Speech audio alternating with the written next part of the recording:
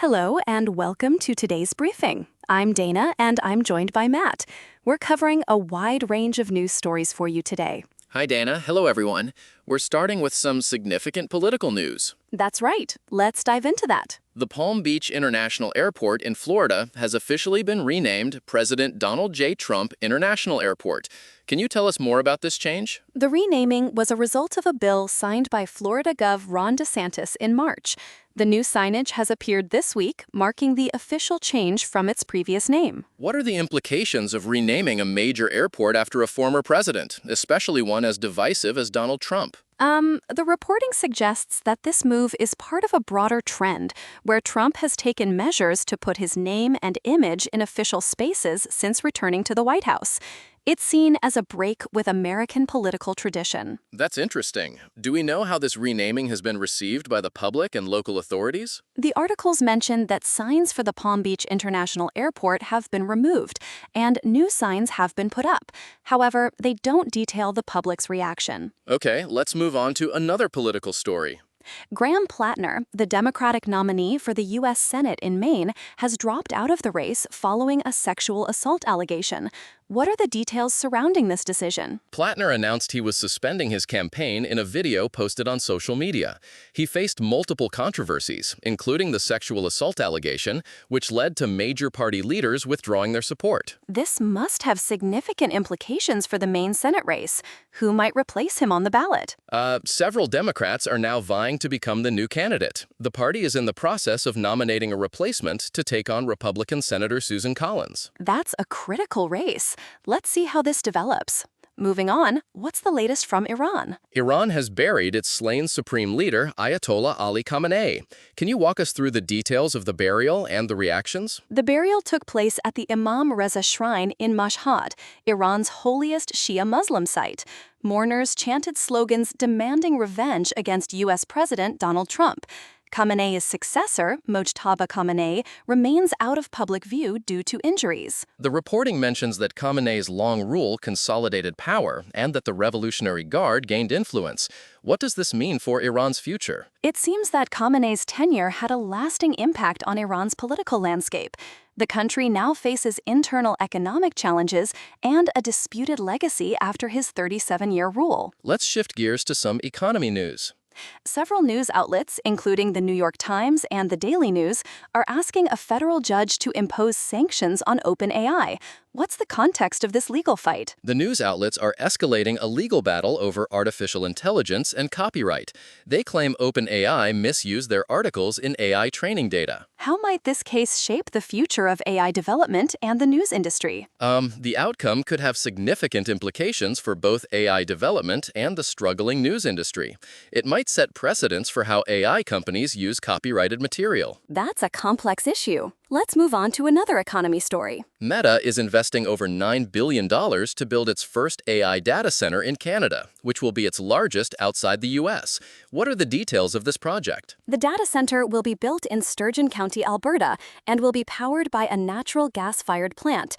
This project is seen as a significant investment in Canada's technology infrastructure. How does this fit into Meta's broader AI strategy? Meta is expanding its AI infrastructure globally. This data center is part of that effort, highlighting Alberta's energy advantages and favorable business environment for tech firms. Let's discuss some other economy stories. Novo Nordisk has launched a once-weekly insulin called Aweekly in India. What are the key features of this new insulin? Aweekly reduces basal insulin shots from 365 to 52 per year. It's aimed at simplifying diabetes management and reducing the burden of daily injections. How might this innovation impact diabetes care in India? It could revolutionize diabetes management by making treatment more convenient. This is particularly relevant for India's vast diabetes market. That's a significant development. Let's move on to PepsiCo's recent financial results. PepsiCo reported better than expected Q2 revenue. What were the highlights of their financial results? PepsiCo's net income increased significantly, and their revenue beat analyst expectations.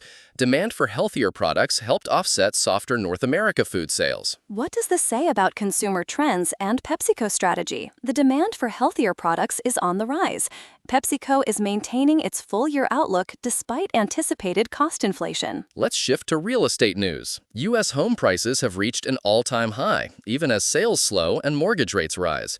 Can you explain the current state of the U.S. housing market? Existing home sales dropped in June, but home prices continued to climb.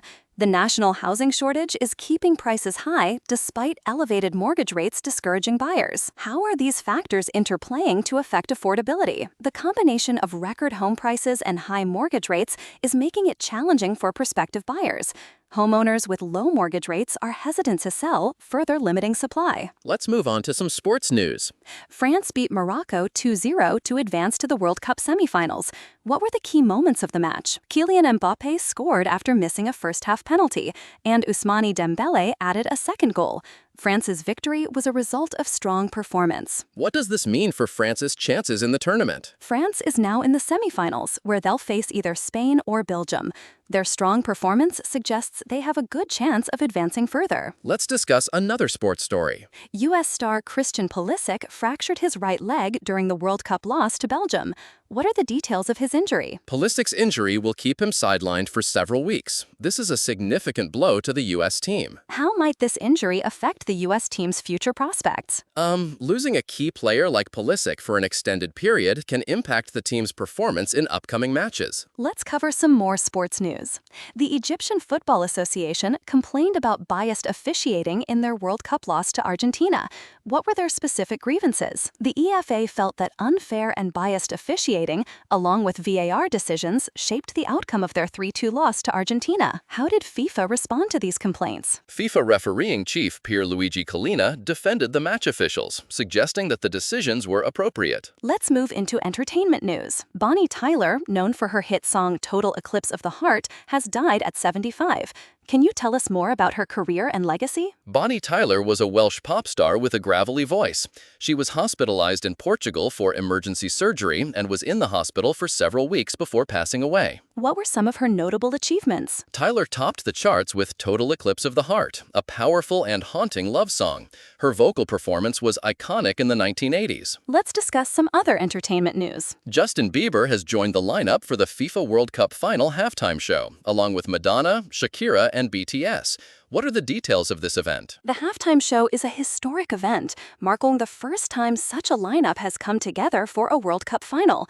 It's scheduled to take place on July 19th in New York. What can we expect from this halftime show? The event is curated by Coldplay, and it will be an 11-minute performance. The lineup suggests it will be a memorable and star-studded show. Let's cover some more entertainment news. The cast of The Pit has received 13 Emmy nominations. What makes this achievement significant? The show's ensemble cast, featuring doctors, nurses, and patients, has been recognized for their performances. This is one of the greatest achievements for a cast in Emmy history. What does this say about the show's quality and impact? The Pit is praised for its realistic portrayal of an emergency department. The Emmys rewarded the cast accordingly, highlighting their talent. Let's move on to some other news stories. The Ebola death in Congo has reached 600, with new suspected cases in previously unaffected areas. Can you provide more details on the outbreak? The government reported new suspected Ebola cases in parts of Congo that were previously unaffected. The outbreak is spreading faster than the response efforts. What are the challenges in containing this outbreak? Healthcare workers are facing payment delays, leading some to walk off their jobs. This complicates the response efforts. Let's discuss another significant news story. A fire at a shoe factory in China's Fujian province killed 28 people.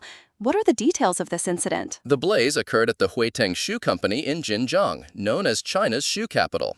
Chinese President Xi Jinping has demanded a swift investigation. What are the potential causes and consequences of this fire? The cause of the fire is under investigation. President Xi Jinping has urged accountability for those responsible. Let's cover some more news. Flooding in southern China's Guangxi region has resulted in 39 deaths and 9 missing persons.